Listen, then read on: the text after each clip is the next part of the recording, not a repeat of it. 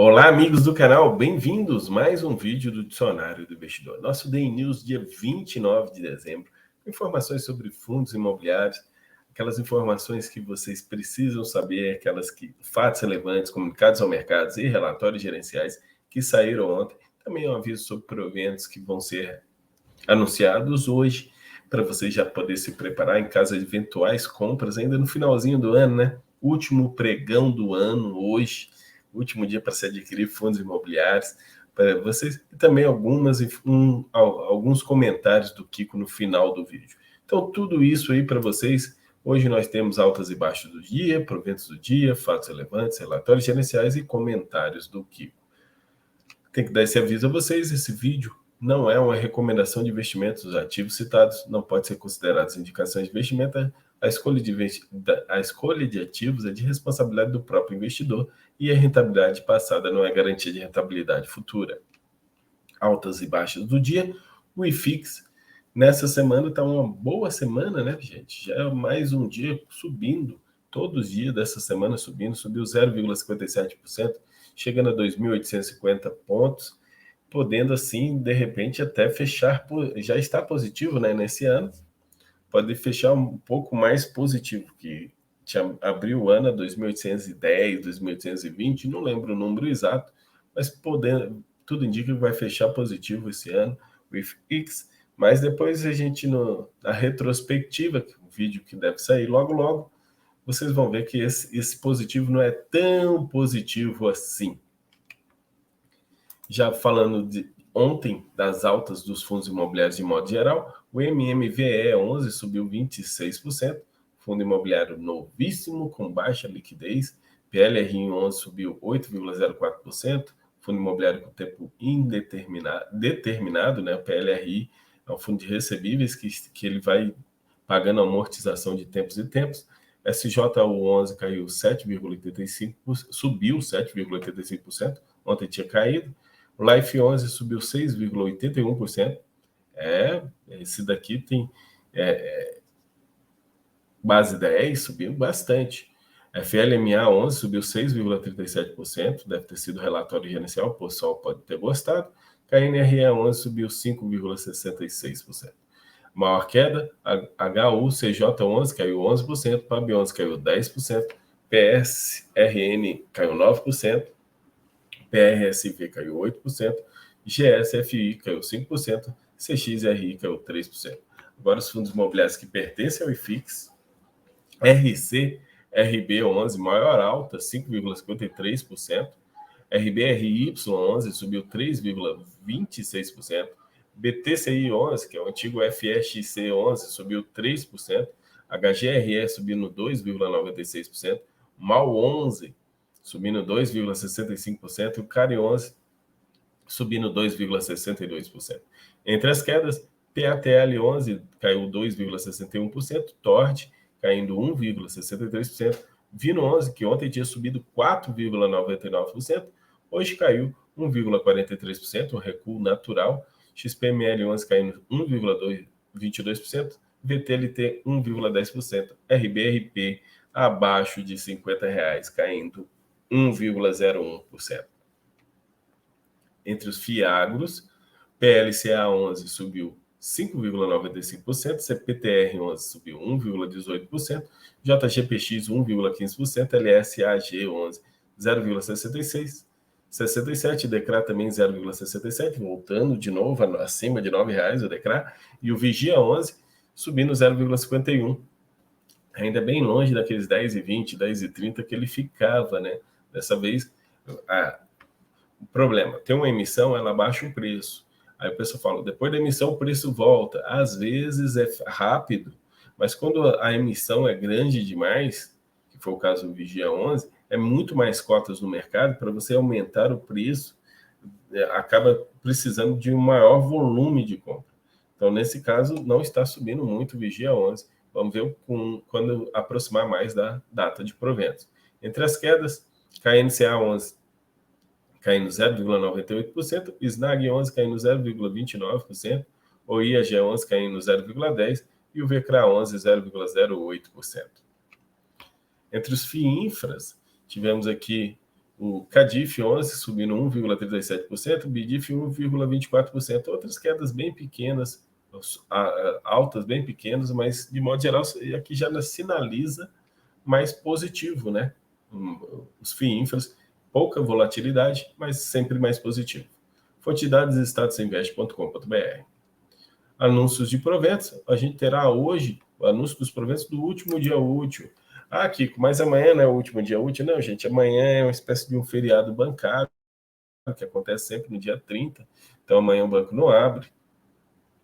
Aí, o último dia útil acaba sendo não tendo. Às vezes, quando funciona o banco funciona só meio período, né? No dia 30. A bolsa não funciona mesmo no dia 30 e pronto. Então, como a bolsa não funciona, não é considerado dia útil para os fundos imobiliários. O último dia útil é hoje, dia 29/12, e vai ter o anúncio de renda dos fundos imobiliários que anunciam a renda no último dia útil. Essa lista todinha aí, se eu não me engano, até já aumentou. Fatos relevantes comunicados ao mercado. Vamos começar aqui com RZTR11. Fundo Imobiliário de Terras Agrícolas adquiriu mais uma terra, e essa terra aqui no meu Tocantins, aqui na cidade de Araguaína, próximo aqui de Palmas, não tão próximo, 350 quilômetros de Palmas, e comprou mais uma terra por 40 milhões de reais. O fundo, a participação no fundo na transação está relacionada à aquisição das propriedades de Bela Vista 1, Bela Vista 2, Bom Jesus, Cachoeira, lote 1, Cachoeira, lote 2, Catipetu, Estância Córdoba, Feio e Lontra, uma série de outras aquisições, tudo junto a essa área. Foram 12.533 hectares a um preço de 3.191 por hectare, um preço até razoável. A transação foi encaixada na estratégia de gestão Land Equity. Por hora, a cota não tem impacto, não vai gerar rendimento, só terá em caso de arrendamento ou venda da propriedade. Então, eles literalmente compraram para poder empreender ou para fazer arrendamentos.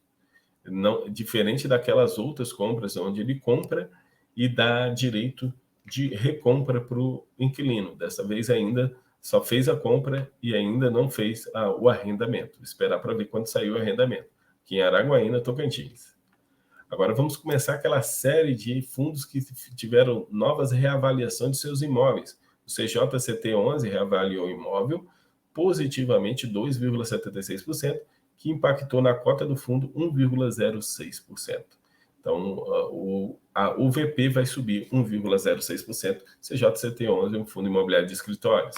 O GTWR11, fundo imobiliário de escritórios, também teve uma reavaliação no seu imóvel, só que dessa vez, que imóvel, né? Quem conhece esse imóvel lá em Brasília, coloca nos comentários, já passei por ele, realmente é muito bonito. É aquela sede do Banco do Brasil lá em Brasília, lá na W3, não, lá na Asa Sul. Se eu não me engano, é Asa Sul. Agora eu estou confundindo se é Asa Sul ou Asa Norte. Então, é próximo. É próximo ao Eixão. Faz tempo que eu não ando por ali. Então, a avaliação foi negativa 3,39%. Então, o patrimônio líquido do fundo, o valor patrimonial por cota vai cair 3,38%. GTWR11, fundo imobiliário de escritórios. Vocês viram um de escritório positivo, um de escritório negativo. HPDP11, fundo imobiliário de shopping.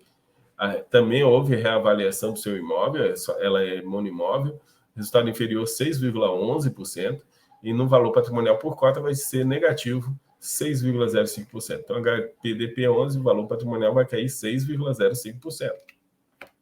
HDL11, esse fundo é novíssimo, as cotas foram liberadas recentemente para negociação, é um fundo imobiliário de desenvolvimento logístico e mal entrou e resultou uma variação negativa por cota aí de 14%. 14% a menos o VP do HDL11 vai cair.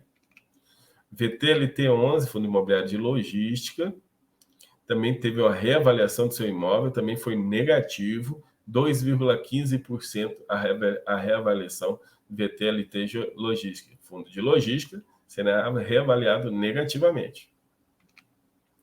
PATL11 vem por meio destes, conforme alterada a informação do fundo e o mercado em geral, a rescisão do contrato com a XP Investimentos como formadora de mercado.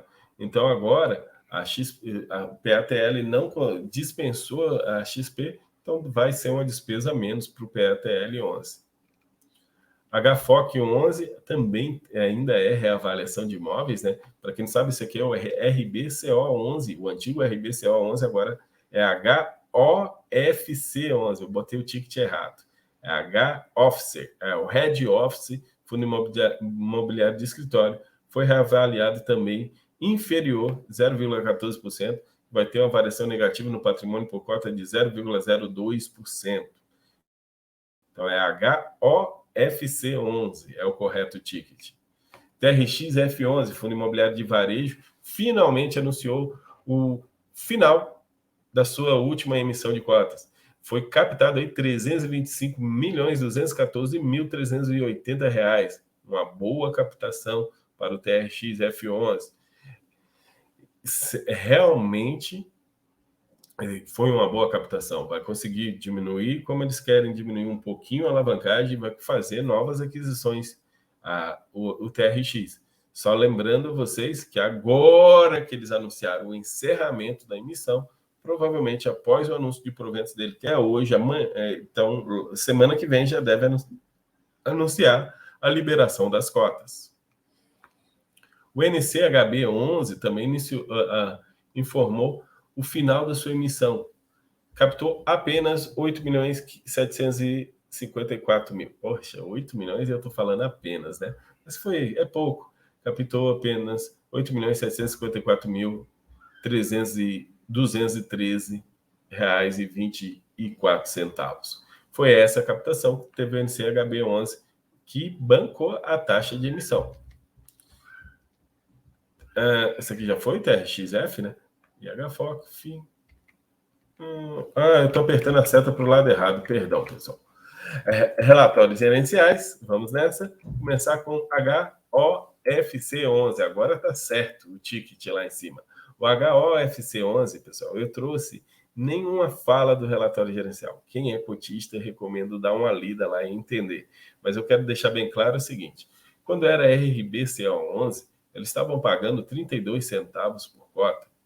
E quando eles estavam pagando esses 32 centavos por cota, a Red entrou e verificou que eles estavam pagando 20 centavos a mais por cota do que deveria estar pagando. E olha só, em novembro, qual foi o resultado por cota que esse fundo teve? 15 centavos. E a Red ainda fez um levantamento nesse relatório, por isso que eu recomendo que leiam, que se tiver 100% locado, a renda desse fundo vai ser 35 centavos por cota. Então, aquela renda que estava sendo entregue pela RB, a antiga gestora, era totalmente irreal. FLMA 11, Fiagro de escritórios, perdão, gente, não é o Fiagro. Fundo Imobiliário de Escritórios. Poxa, hoje eu errei pra caramba. Tudo bem, perdão a vocês pelo erro, ele é um fundo imobiliário de escritórios. O fundo distribuiu no dia 14, 93 centavos relacionados às receitas e às despesas.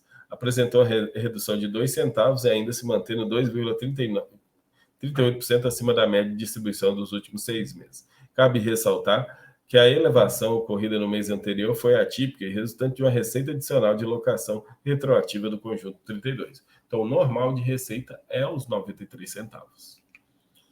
O SUNLG, SNLG 11, o antigo MGLG 11, Fundo Imobiliário de Logística, eu achei interessante como eles colocam aqui. A gestão optou pela manutenção do valor distribuído de 35 centavos, isso é, sem nenhuma variação quando comparado com a distribuição do mês imediatamente anterior.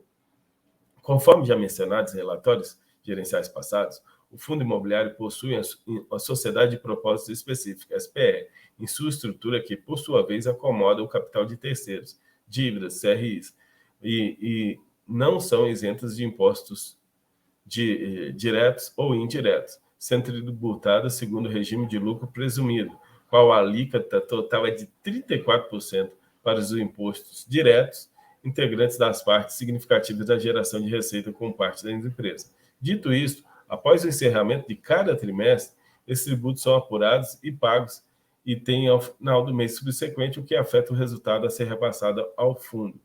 Como, consequentemente, pode diminuir os rendimentos mensais para os investimentos. Entretanto, a gestão operou em reduzir o impacto nesses períodos, podendo até mesmo baixar a margem de rendimentos e mais tomadas mais lineares. Ou seja, eles estão recebendo um pouquinho mais e estão distribuindo menos, porque fechando o trimestre, vai ter que pagar imposto à SPE e vai entregar menos para o fundo. Entregando menos para o fundo, eles vão estar com menos dívida. À medida de eventos possam acontecer, o fundo imobiliário, por exemplo, amortização extraordinária, dívida ou aquisição de um novo imobiliário. Gente, é um fundo que investe em SPEs, não é um fundo que investe diretamente no imóvel. A SPE é dona dos imóveis. A SPE é uma empresa, a empresa tem alíquotas de 34%. Aí isso acaba acarretando, dando problema na distribuição.